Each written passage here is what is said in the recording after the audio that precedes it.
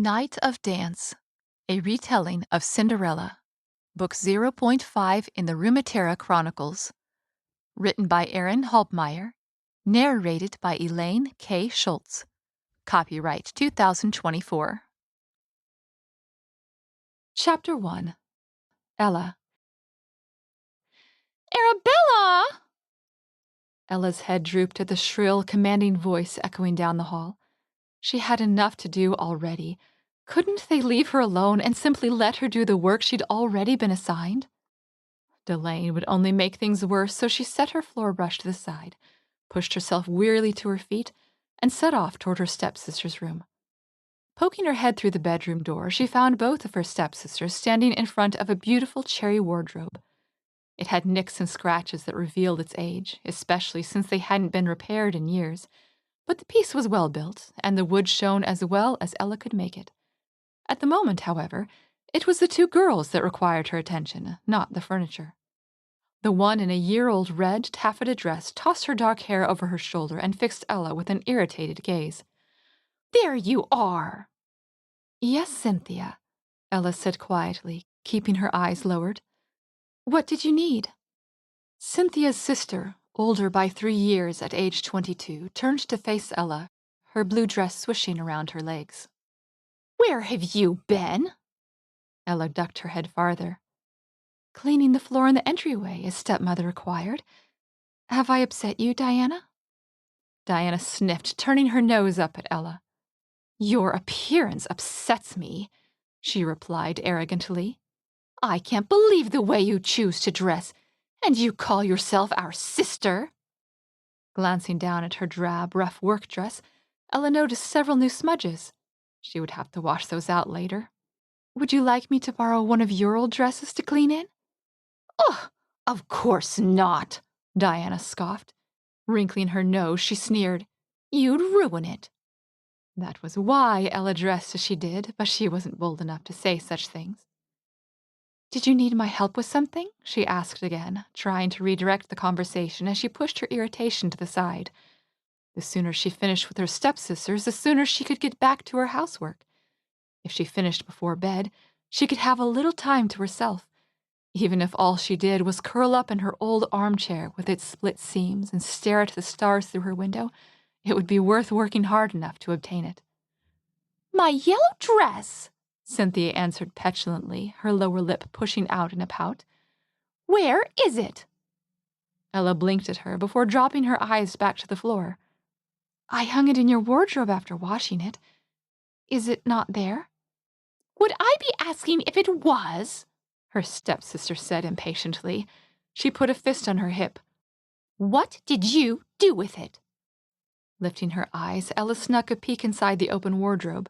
As usual, it was a mess. It was no wonder Cynthia could never find anything. She took a few tentative steps forward. "Would you mind if I look for it?" Diana rolled her brown eyes. "Do you really think we haven't looked?" she said condescendingly. "The dress isn't in here." "All the same," Ella said as politely as she could, "I would like to look here before I begin my search elsewhere." Cynthia narrowed her eyes, but then she tossed her hair over her shoulder and turned away dismissively. "Whatever pleases you," she airily replied. "What is it to me if you waste your time searching there?"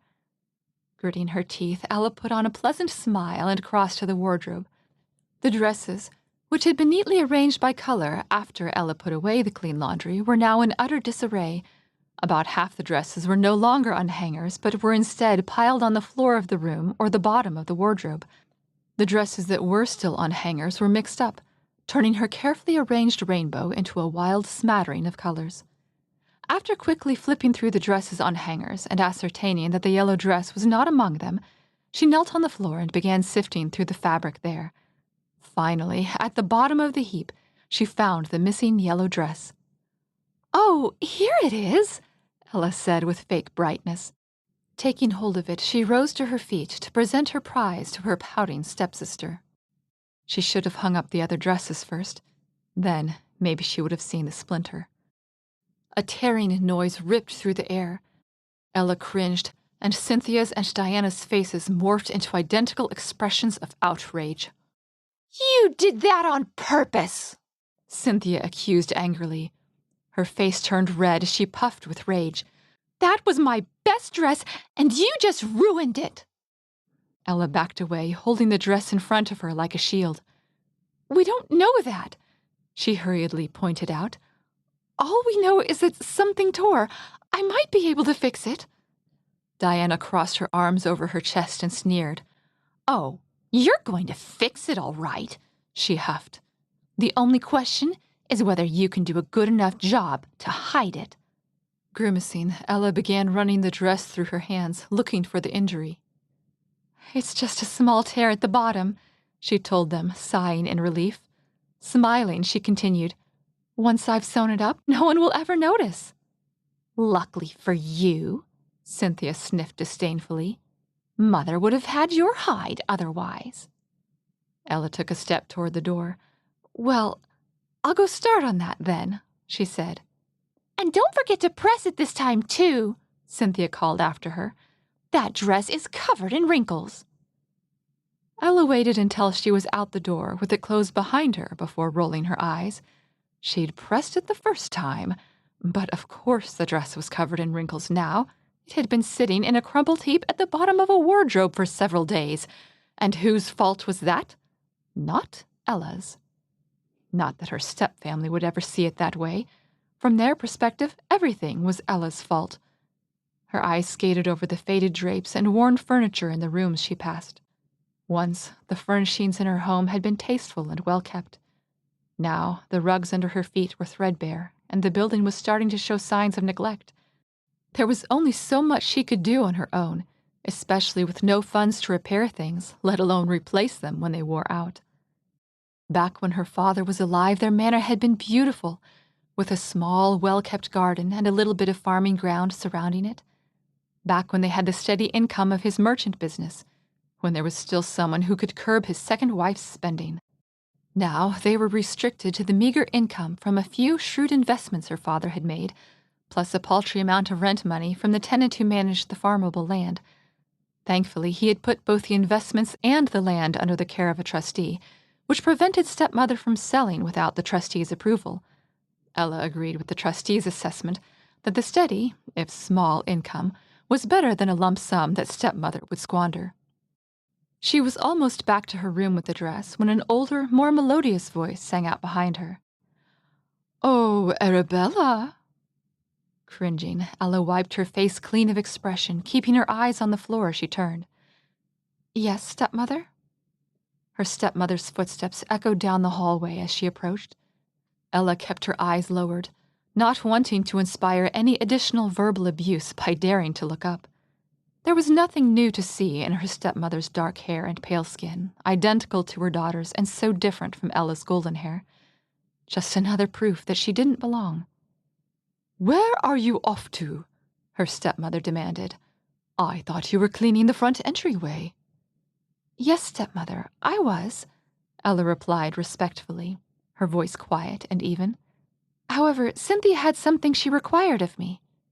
Although she couldn't see it with her own face lowered, Ella could picture the expression on her stepmother's face, as if she had stepped in something that smelled. "And why are you not on your way back there? Why are you on your way to your living quarters, and with your sister's best dress in your hands?" Ella held in a sigh. "The dress has a small tear in it, stepmother," she answered, struggling to keep her voice level. "I am on my way to mend it." Her stepmother said. "Well, you will have to do it later." Ella felt a brief sense of relief that her stepmother chose not to pursue the question of how the dress became torn in the first place. "I need you to fetch something from town, immediately." "From town?" Ella protested, her head coming up. "But that will take—" "I need you to fetch something from town," her stepmother repeated slowly and firmly. "Will that be a problem?" She could see the steel in her stepmother's cold brown eyes. Not even a trace of a smile was in her pursed lips, and her dark eyebrows sat low on her forehead. If Ella chose to rebel, the consequences would not be pleasant. Swallowing, she returned her gaze to the floor. "No, stepmother," she whispered. "Good," stepmother replied icily. "I ordered dresses for myself and the girls a few weeks ago. They should be ready by now. You will collect them." Dresses? That was the errand that couldn't wait? And since when did they have money for new dresses? Ella knew arguing was useless, though. Aside from the fact that the dresses had already been ordered and made, she had never found the strength to stand up to her stepmother. "Of course, stepmother," she acknowledged instead. Without bothering to bid her farewell, stepmother put her nose in the air and sauntered off down the hall. Pressing her lips together, Ella half ran toward her room to drop off the dress and grab her cloak. So much for having time to watch the stars tonight. "Isn't it a little cold for that cloak, Miss Ella?" Ella glanced up and smiled at the older gentleman who had addressed her. His kind face was scrunched up in concern, his salt and pepper hair pulled back in a short ponytail that covered his ears like usual. At the moment, he stood at the end of his driveway with his arms crossed. "Good afternoon, Thomas. How are you today?" Her neighbor's warm green eyes narrowed. "I am quite well, thank you. Don't avoid the question. What are you doing out with such a thin cloak, Miss Ella?" Deciding he wasn't going to let her off with a passing greeting, Ella reined in her horse and drew to a stop next to him. She looked to the side instead of meeting his eyes. "It's the only one I have," she admitted quietly. Forcing a smile, she added, "But I'm not chilled. It's fine." "It most certainly is not fine," Thomas growled out. He took a step closer. "You had a warmer cloak last winter. What happened to it?" Ella sought an explanation that he might accept, but the only options that came to mind would be a lie. Sighing, she admitted, "It went to pay the dressmaker last spring." If it was possible for a man to explode, Ella thought Thomas might. He was one of her father's old merchant friends, and he had taken it upon himself to keep an eye out for her. Right now, he was so red and puffed with indignation, Ella was concerned for his health, and glad he wasn't angry at her. "Your stepmother pawned your winter cloak to pay for dresses?" he raged, squeezing his hands into tight fists. "At least one of them had better have been for you." None of them had, of course. Not wanting to lie or to further enrage him, Ella simply said nothing. He understood her silence, though. "Does that mean that your stepfamily is also walking around in thin cloaks?" he managed through clenched teeth. Again, Ella didn't reply, casting her eyes down. The thin winter sun played across Brownie's mane as a cloud floated past. With it came a cutting breeze, but Ella held herself still, refusing to shiver while Thomas was watching. He was angry enough without proof that he was correct about her cloak. His jaw worked for a few moments. He closed his eyes and took several deep breaths before fixing her with a stern gaze. "This isn't right, Ella. You know that." She shrugged, running her hands over the reins. There was a new hole where the mice had chewed it, she thought irrelevantly. "That may be, but there's nothing I can do about it." "Yes, there is," he insisted. Taking a step back, he turned himself in a circle as he waved a hand at her. "Go find a young lad that will have you. Marry him and escape your stepmother." Shaking her head, Ella said softly, "I have no time for being courted, and none of the men want a broken-down serving girl for a wife anyway." "Then come live with me," Thomas urged. He reached out and set a hand on her boot. "My wife and I have extra room. We'll provide for you." "You know I can't," Ella answered, smiling sadly. "Until I'm 25 or married, stepmother is my guardian. She would fight it." Thomas grumbled under his breath. Running a hand over his hair, he turned away from her and stomped off a few steps before placing a hand on the wall that surrounded his property. His head dropped forward as he leaned against it. "At least let me give you a cloak," he finally said, raising his head to look at her. "I can't bear to think what your father would say if I let you wander about wearing that light thing in this weather." "Stepmother would just sell it like she did the last one," Ella sighed. She tugged the garment a little closer round herself. "It wouldn't accomplish anything." Then hide it, Thomas frowned. He strode back to her side. Take it off before she sees you, and keep it somewhere she won't find it. Ella reached out and placed a hand on his shoulder. It wouldn't work, Thomas, she said gently. She would find out eventually. You don't even have your father's beads anymore, he said in an anguished whisper. His eyes fell to the string of wooden ones that he had given her as a replacement. Why can't she at least dress you properly? There was no answer to give to that, so Ella made none. A stronger puff of wind blew past. She couldn't stop the involuntary shiver this time as it sliced through the thin fabric. Thomas's eyes narrowed, so she looked away to avoid the expression on his face. After an internal struggle, Ella decided to give in. What could it hurt to make him happy by letting him help in the small ways he could? I can't let you give me a cloak, she told him. It would give my stepmother more funds. However, I'll let you lend me one for today. I'll bring it back when I return from town. He gave her a very small, very tight smile. It's something, I suppose. He took a step toward his house, then paused and looked back at her. Not enough, but at least it's something.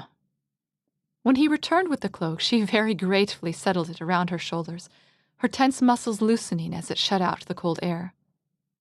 At least she's letting you take Brownie to town instead of making you walk, Thomas said grudgingly. That's something. Ella fidgeted in the saddle.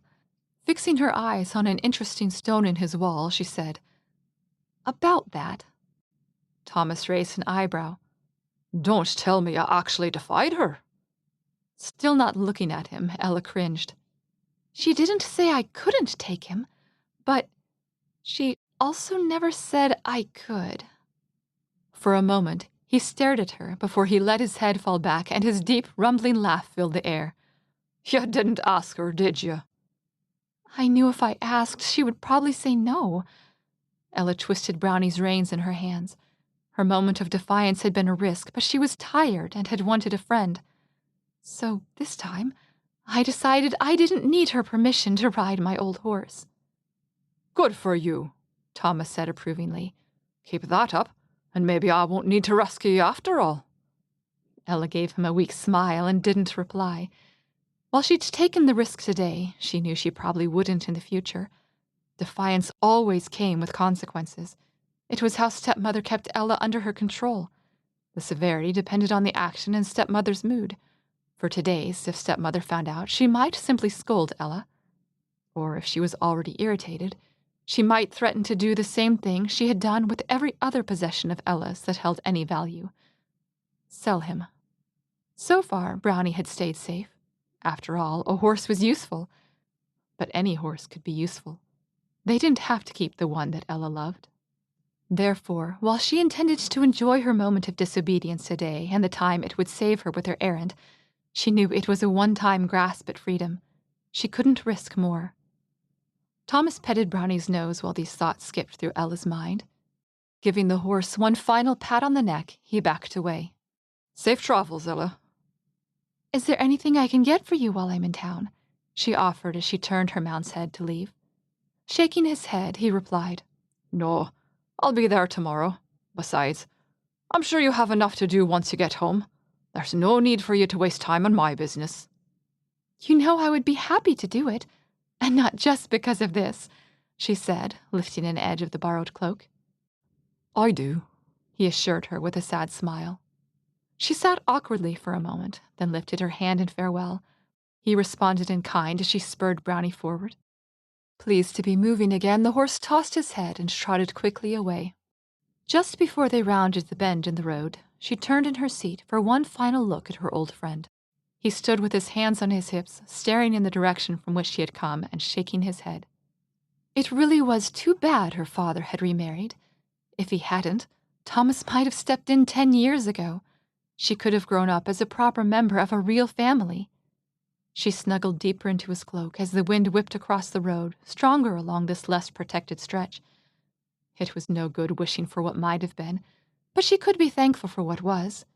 Even if she couldn't have Thomas as a foster father, at least he remained her friend.